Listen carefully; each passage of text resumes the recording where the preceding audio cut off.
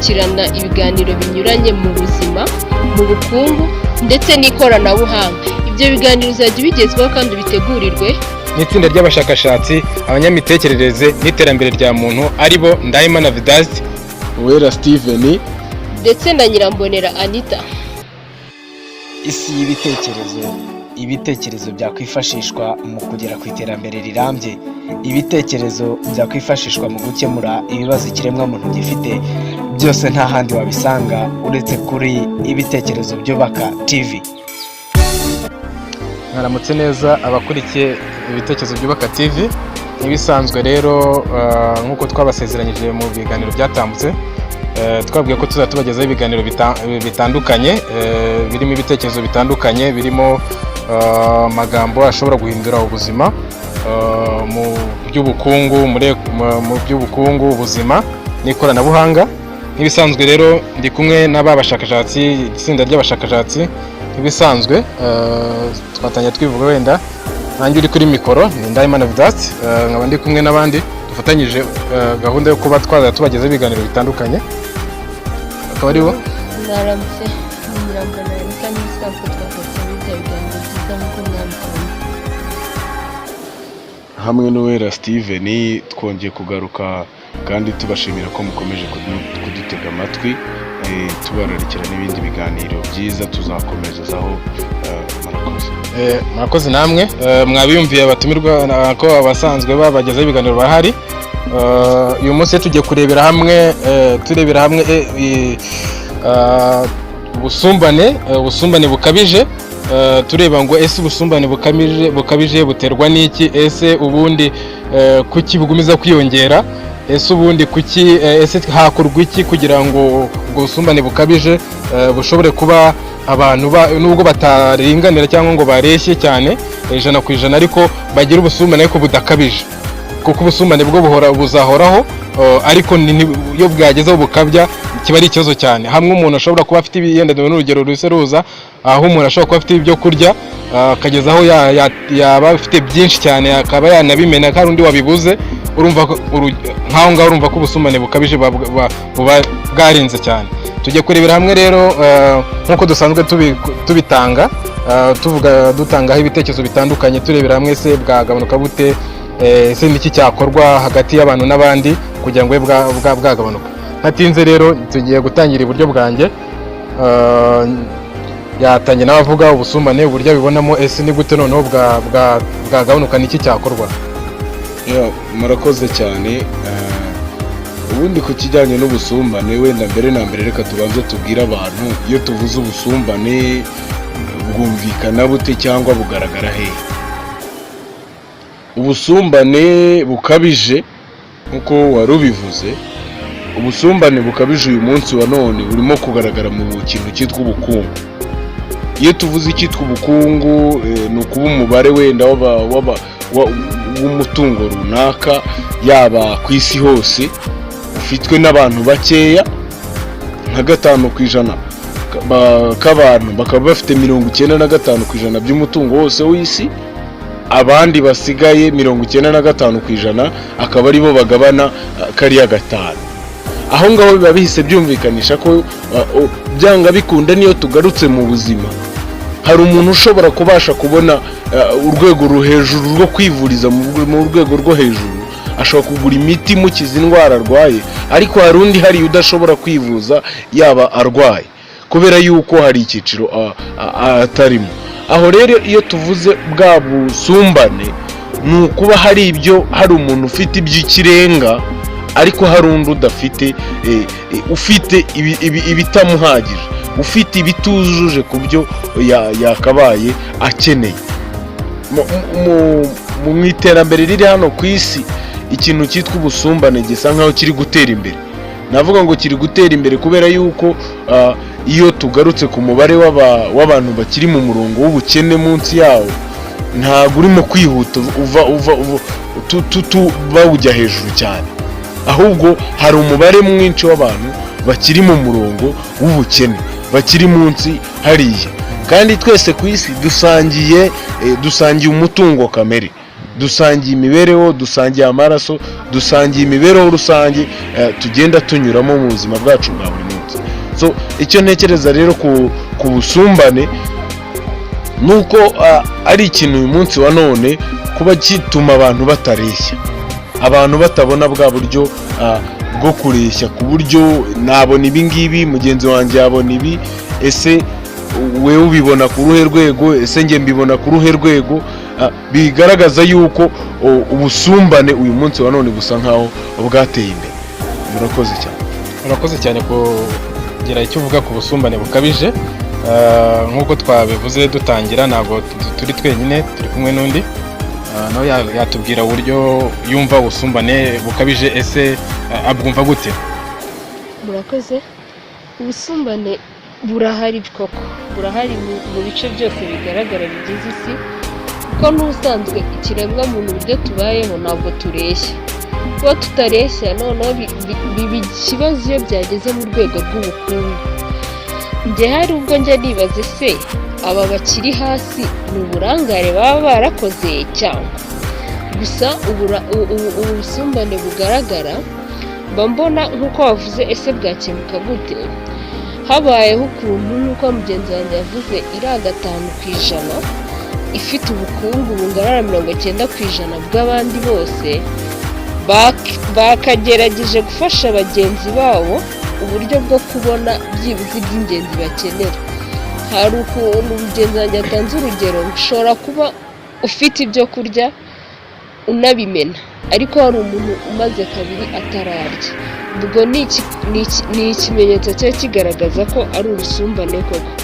Gusa byaba byiza na wa wundi udafite icyo arya, wa wundi mbere yo kumena yakabanje akareba ati ese nta muntu utanakibonye, tugasenyera umugozi umwe, ba bandi bari hejuru bakamanuka bakajya gufasha abo hasi, kugira ngo wa murongo w'ubukene nk'uko mugenzi wanjye yari amaze kubivuga ugabanuke koko. Nuko byumva. Okay, urakoze cyane nk'uko ubivuze koko. Abantu bafite ubukungu bwinshi kandi barifite ari wo mubare mutoya, urumva ko birababaje cyane. Wavuze ikintu kivuze ngo ese ni uburangare bagize, sinzi ntawamenya kuko niba ari uburangare cyangwa atari bwo, ariko ubundi birababaje kuba abantu benshi, itsinda ry'abantu benshi ariryo rikennye. Ubundi si ubundi yagakwiye kuba yubakiye imeze nk'aho icuritse. Ubundi itsinda ry'abantu benshi niryo ryakwiye kuba rifite ubushobozi kurusha babandi bakeya. Babandi bakeya. Nge rero mbona ahubwo koko mbona hasa nk'aho habayeho uburangare, cyangwa hakaba harabaho kutamenya. Kutamenya, hari uburyo bari abantu bakoresheje, wa mubare muto ufite ubukungu bwinshi, hari ibintu bakoresheje rya tsinda rinini ryo ridashaka gukoresha. Yenda tuvuge ko batabimenye koko cyangwa ari uburangare, ariko aka kanya reka turebe ngo ese hakorwa iki kugira ngo niba bwari uburangare koko tube abantu twakanguka rya tsinda rinini, none ahubwo riba ari ryo rigira ubushobozi, kuko birumvikana ko bari abantu benshi uzumve baba ari abacuruzi, abenshi bari abacuruzi, kandi abo bitwa ko basumbwe nibo bajya kugurira babandi bacuruza cyangwa bafite byandi bakeneye. Ese byatsinda rinini ryo nta kuntu ryo ryakwiye ko igihugu rifite ibyo bintu, ubwo abo bakeya ahubwo baza kuguramo aribo abo babakire. Murakoze cyane. Ubundi niko byakagenze. Kuba itsinda rinini rigizwe n'abantu 95% cyangwa 90% ari bo bari mu buzima wavuga batabona ibyo bakeneye, basumbwa cyane, bafite imbaraga ndetse bafite n'ubushobozi, ku buryo bya bindi byose bakora usanga byakabaye n'ubundi ari bo bihereza inyuma.